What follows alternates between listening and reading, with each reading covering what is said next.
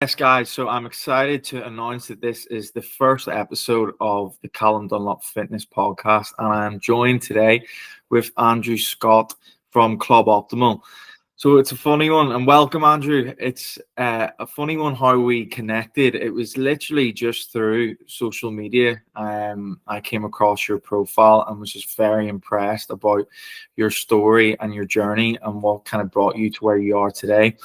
Um, One of the reasons why I'm so grateful to have you on to be my first guest is I feel like you just fit perfect into the demographic of what I'm trying to achieve with this podcast. So the purpose is I want to connect with people like yourself where we're escaping from the old life that we used to live, but we're not quite at where we want to be yet. And we want to talk about the struggles and the journey, like the journey that we're experiencing right now. And I want to connect with the audience out there who are in the same position as us. So I just thought, like, let's just kick it off with tell me a bit about where it all began and where you're from. Yeah, brother. I appreciate the awesome introduction, and I appreciate you having me as your first guest. Thank And you. like we were saying kind of before we started recording, that we're both in a season of failing forward, right? Trying new things, figuring it out as you go, and just being real with people and kind of showing them the journey in real time versus look at me 6 months ago and look at me 4 years ago. So yeah, grateful to be here. Thank you. Andrew Scott from Westchester, Pennsylvania. I was born and raised in Westchester, Pennsylvania, a small little town outside of Philadelphia. And my story began when I was diagnosed with Crohn's disease when I was 13 years old. So 13, I had a bunch of stomach issues, was nauseous all the time, was getting sick all the time. I lost 40 pounds, was on all these medications and going to different doctors and was getting all sorts of tests done and just had a really sick childhood. On top of parents separating, parents being divorced. My dad was an alcoholic, and I think the mixture of the American diet, American standard, classic diet, and all the stress and trauma in the household, I think it just kind of created this perfect storm. And all of this manifested in my gut, really, is kind of how I think about it now. And yeah, it was the worst thing that ever happened to me, but it was the best thing that ever happened to me because it led me to where I am now. I think a lot of people get sick later on in life and they regret and they wish that they had changed, when they're on their deathbed or when they're in their 60s and 70s, they wish they changed and they wish they did things differently when they're in their teenage years, 20s, 30s, and 40s. And I'm so grateful that I was sick so early on in life, because I had the opportunity to make the differences and to make the changes, to completely change my lifestyle. And now it's just setting me up for this new path where I'm healthy, I'm full of energy, I'm off all the medication. I really trust my gut and really trust my research. And yeah, it's kind of been the most beautiful thing that ever happened to me. It's funny how like the stuff that you're like, why me? Why is this happening to me? All my friends are normal. Like no one else gets to deal with this. But it truly was the best thing that ever happened to me. So Definitely, and that's one of the things I want to dive into. But one of the reasons why what really caught my eye about you and why I reached out to you was I saw a lot of the way that you eat and your diet is very animal based. And from obviously, I'm not from America, I'm from Ireland, but from the outside looking in, you see these two sides of America, like the traditional American diet, all the fast food. yeah. You know that a lot of people are overweight, and then to see like how you're eating such an animal-based diet, I want to find out a little bit more about how you got onto that diet and what really made you have to make that change in that moment. Yeah. So it's funny what led me to the animal-based diet. And my diet's always evolving, right? I think eventually I'm kind of figuring out, I don't know if that word is a real thing, but like a qualitarian diet where everything is just really high quality. That has been the best thing for me. But it's funny how I got here to the animal based, to the high quality food. Um, back when I was a kid, I grew up eating cereal, drinking soda, having Oreos and chips and Ben and Jerry's ice cream, just like most Americans. And that, with all the stress and all the stomach issues, I was like, I got to ditch all this and eat some real food. So I actually went vegan 4 years ago, and a little over 4 years ago now, when I was in college. And the best part about going vegan was cutting out all the processed foods, right? So it wasn't so much what I was eating, it was more so what I wasn't eating. And I had a lot of my symptoms decreased, and I had a lot of benefits early on in this vegan diet, because of everything that I was eliminating. And eventually I wasn't getting certain nutrients. I wasn't getting some things that I needed. And through more research, through more, trusting my gut and trusting my intuition, one day I had an egg. And that egg, dude, I felt like a superhero. Like I literally was like Mario eating a mushroom, like glink, glink, glink. I ate that egg and I was like, I've been missing something. I don't know what it is. I'm not even going to try to pinpoint it, but something in that egg, I need more of that. So I started eating more eggs, and that eventually led into the raw milk. And then I was open to trying, really, really high quality meat. And the grass-fed meat, where you're kind of like shaking hands with the butcher and it's local, and that the animals are living a good life. That to me has been the best kind of like common ground. And yeah, like you were saying, so Americans can eat kind of a crazy diet. So you can eat the standard McDonald's, Burger King, Chick-fil-A. That's on every single corner here. A lot of seed oils, a lot of processed food, and it's all just convenient. But then there's another beautiful side of America. In Pennsylvania, we have Amish farmers not too far from us. We have farmers markets. And if you spend a little bit more time and money, you can find the quality food, and that'll give you the energy you need. That'll, build muscle. A little Hey. it'll improve your sleep. Your symptoms will go down. Your inflammation will go down. And I think you'll just be a higher vibrating human. So yeah, America's a tough one because the school lunches that we grew up eating were dog shit. Are we allowed to curse on here? Yeah, of course we are. The American food that they fed us in the cafeteria was absolute dog shit. Everything's in a package. Everything's heated up in a microwave. Everything's ripped out of a box. And you're taught this food pyramid. Were you guys taught the food pyramid? Of course, and it's funny because it's all the things that we're told that are essentially bad for us seem to be the things that I resonate so much with what you're saying, because I'm following basically the same diet myself, and it is genuinely the best I've ever felt. But when I look back and over the last couple of years, I was told, oh, don't eat too many eggs. It can be bad for your cholesterol, and red meat's not like optimal for you, and realistically all my diet consists of red meat, eggs, raw milk. Yeah. I feel it's the best I've ever felt. So it's an interesting question to why we're told that. Why do they not want us to know these things? That, friend, is a conversation for another time. No, it's a great question though. And asking the questions is the important thing. I don't mean to cut you off, but like thinking to yourself, why do I feel this way? Like being curious and not just being like, oh, okay, like you want me to eat that? Cool, I'll eat that. And you told me to do that? Okay, I'll do that. Like being curious, being aware, being awake it's the way to be.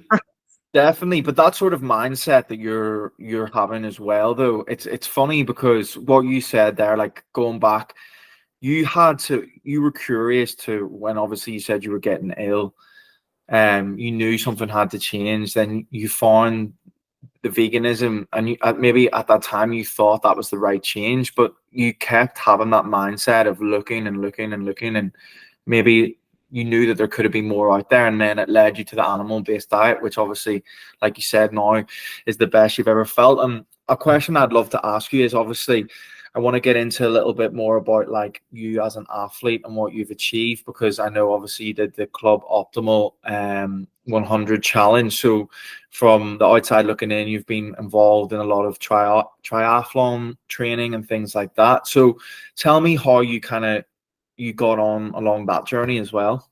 Yeah, another amazing question. It was the same thing where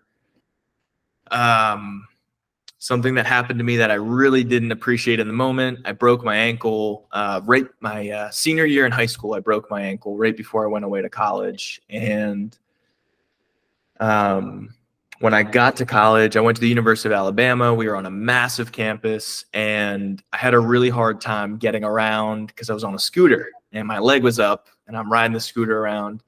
And I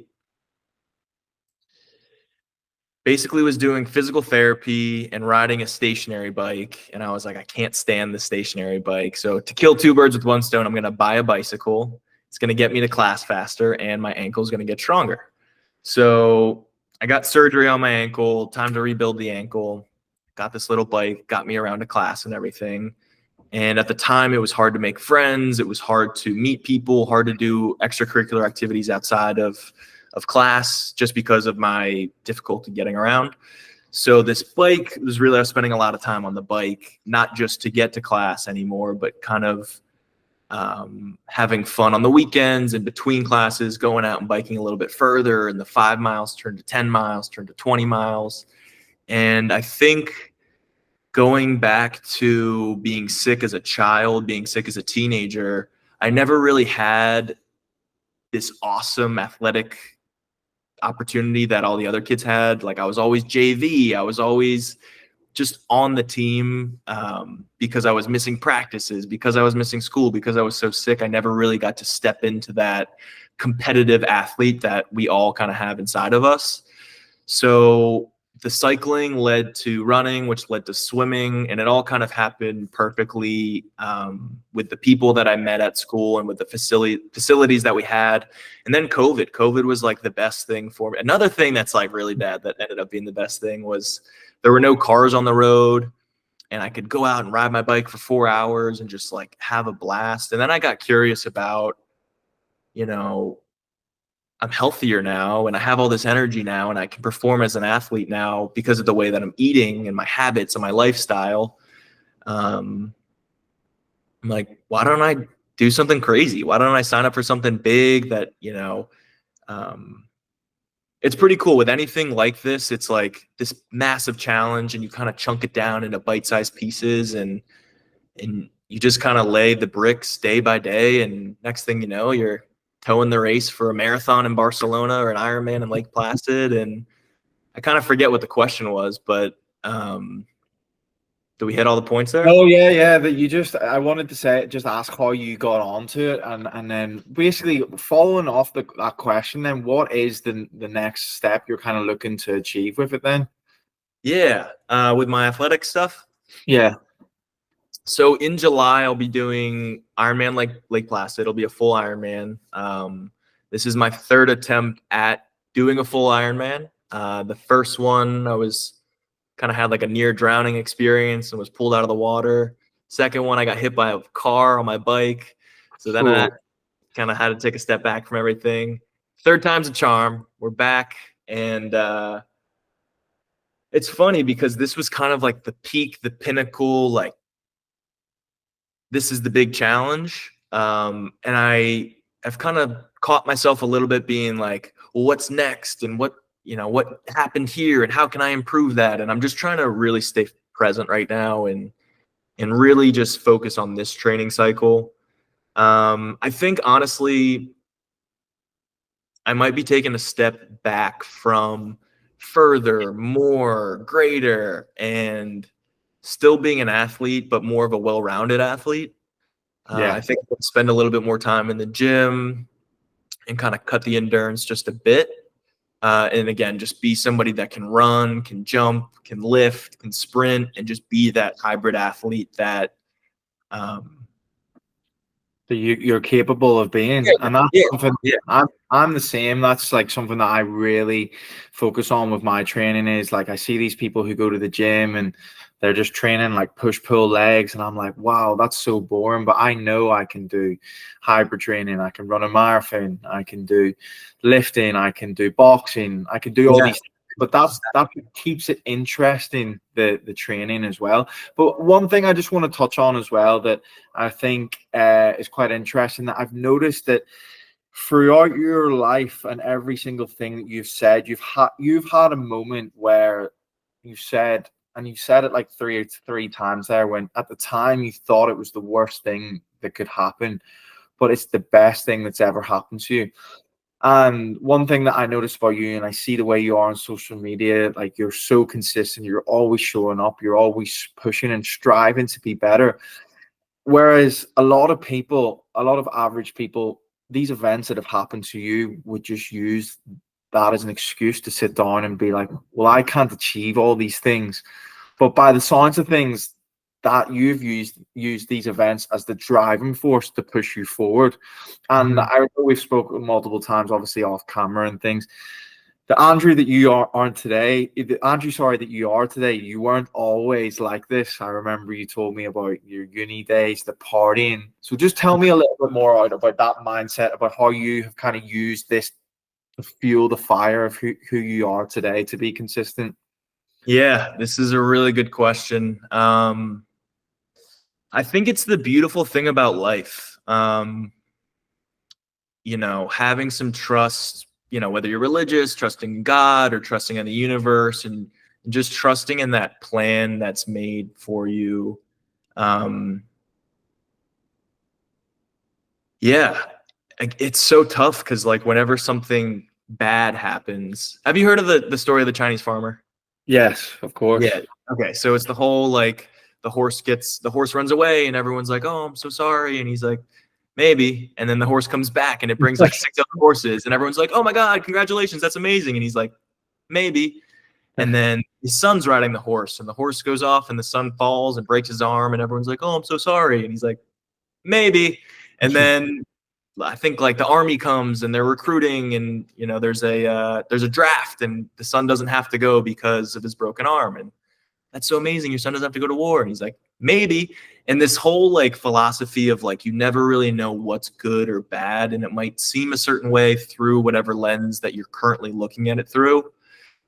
And again, I might just be lucky in the sense that it happened so early on in my life, and it was like this can either break you down or build you up and kind of propel you forward. I think a lot of it has to do with my mom.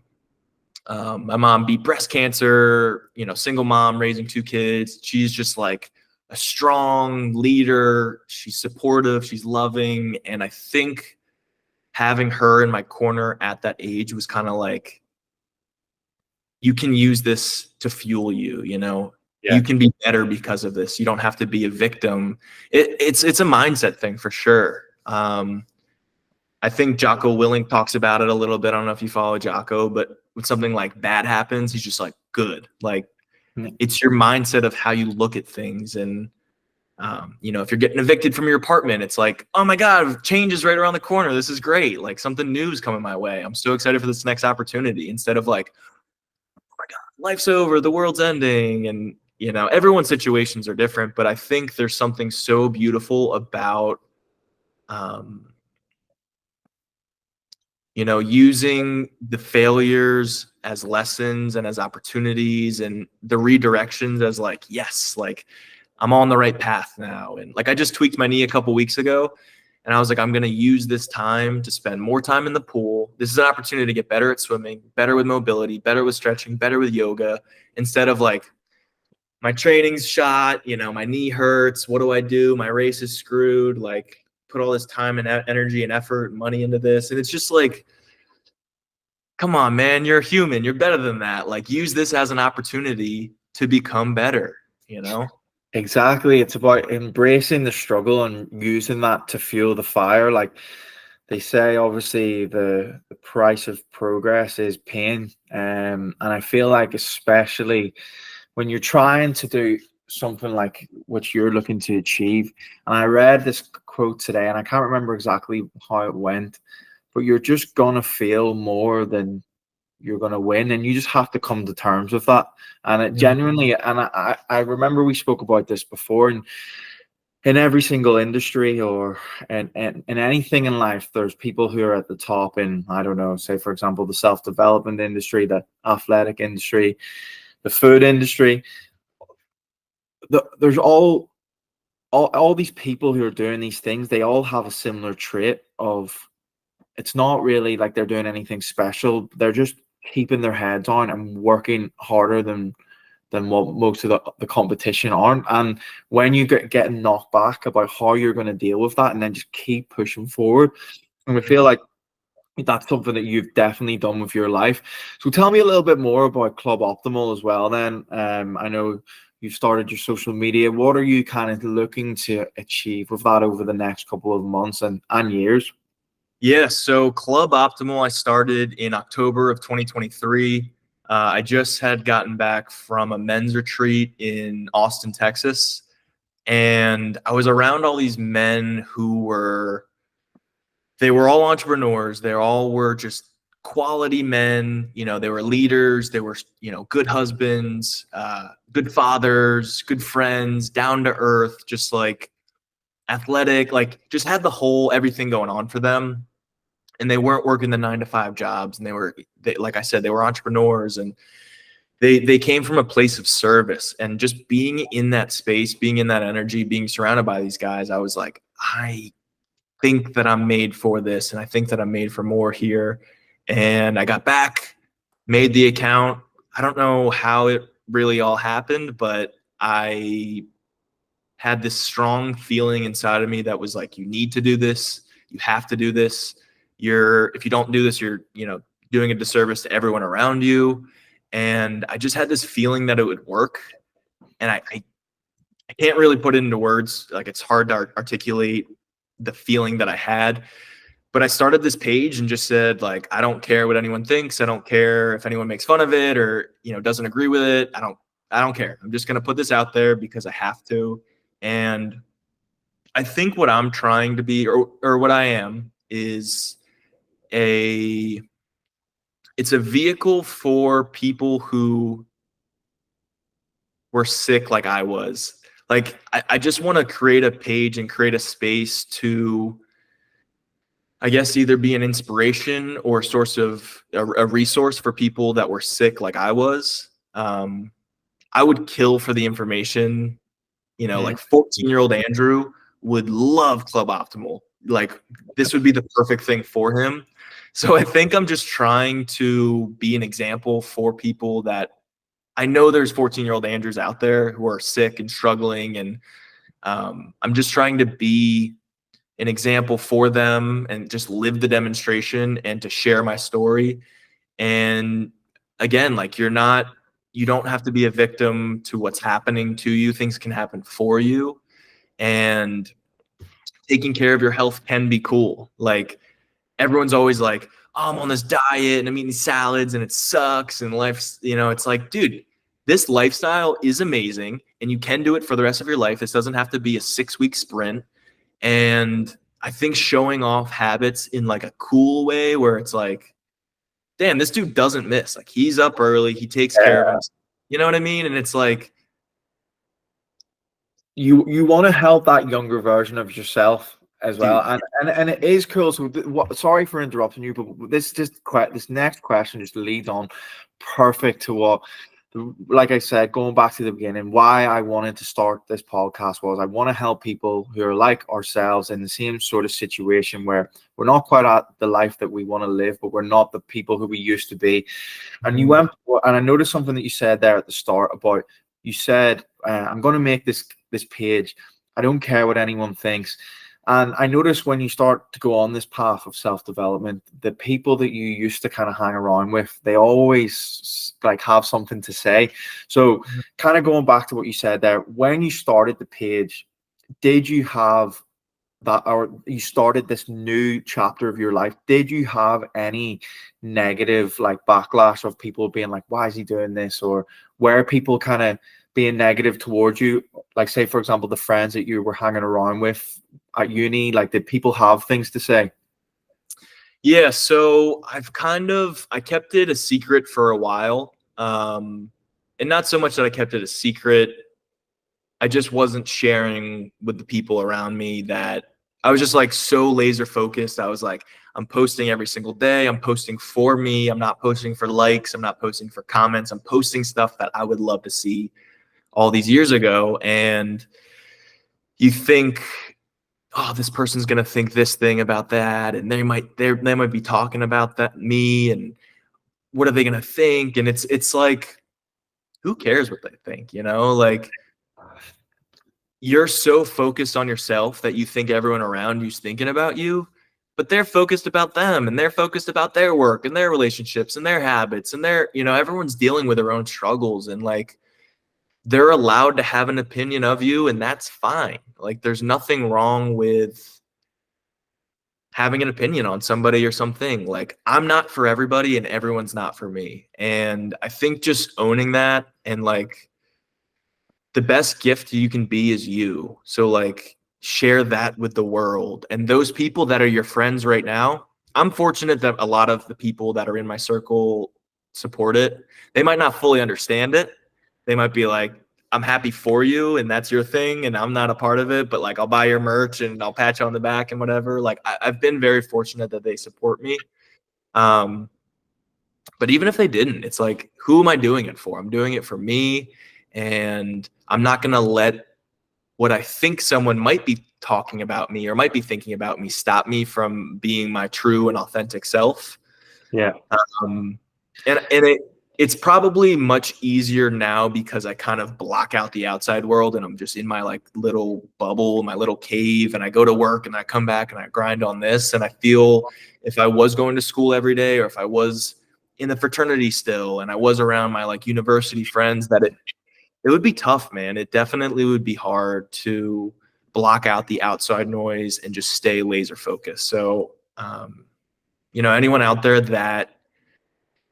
that's the beauty of the internet. Anyone out there that doesn't have those role models around them in the physical realm, you can look up to Column, you can look up to me, you can look up to all these people and learn from them. It's like, all right, I don't have any mentors, that are near me, but I can look up to these guys. I can, pay them and get on phone calls and read books and listen to podcasts like this one. Like, there's so much free information out there that it's like, you can hang out with these people and learn from them, and like, not from your high school friends or whatever, because, and I'm on a tangent here, but like, the version that I was then, and those were my friends, it's like, the version that you're becoming, he has different friends.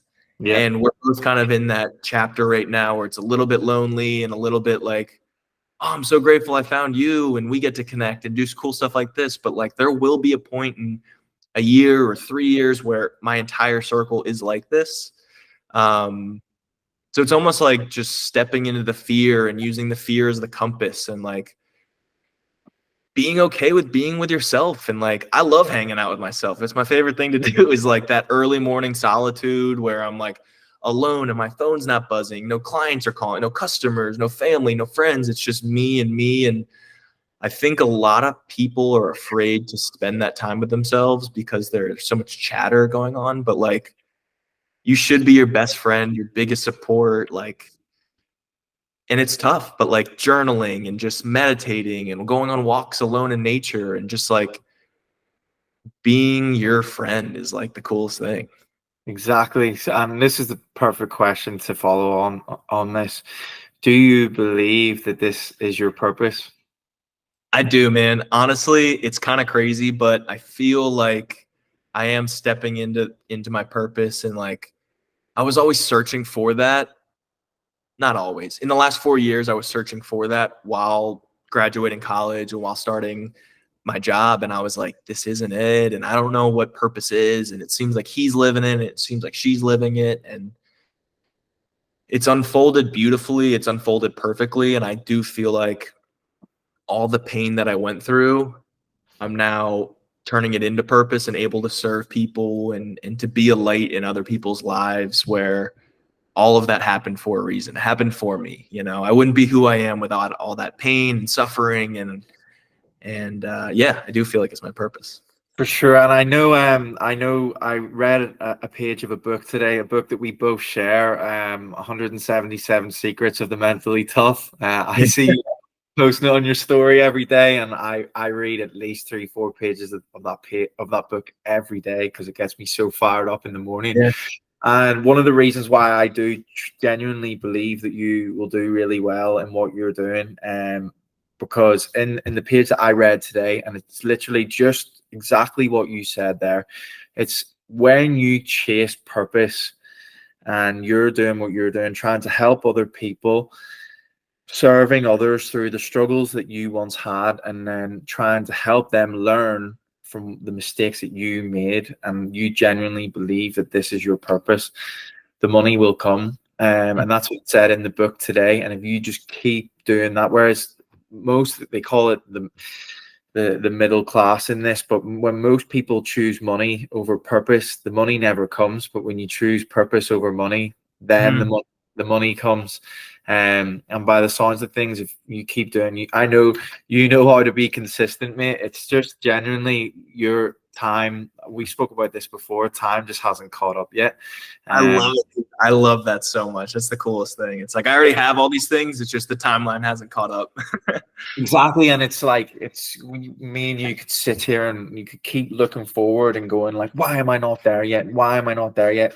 Or just enjoy the journey that we're in right now. And you just know this is coming. You just got to keep ticking the boxes. So I think one of the last questions I'm just going to ask you is, Andrew, to finish off, is if I was to ask you where you want to be in the next 3 years with your life, what would you tell me? No pressure. Yeah. One thing I want to say real quick about the last thing about the money is like the money hasn't come yet.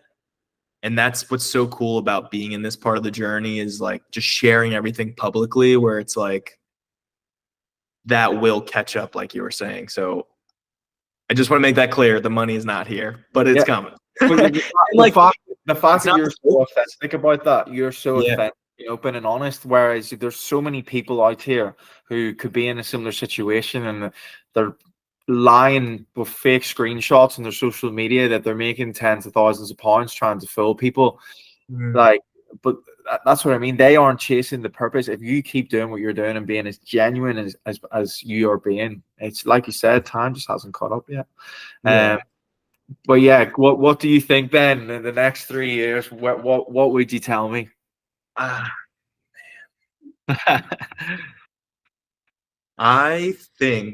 I feel like my life is moving in a direction where I won't be at my current job anymore.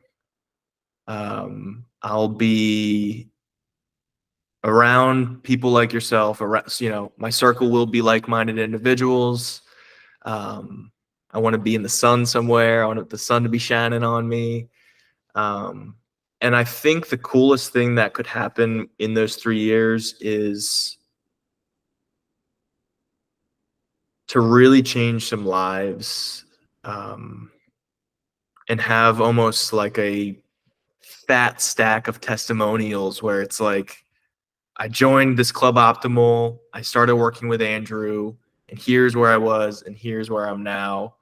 I think hosting retreats or hosting in-person events where a bunch of people get together. We found each other on the internet, whether it's YouTube or Instagram, and we all found each other online. And then to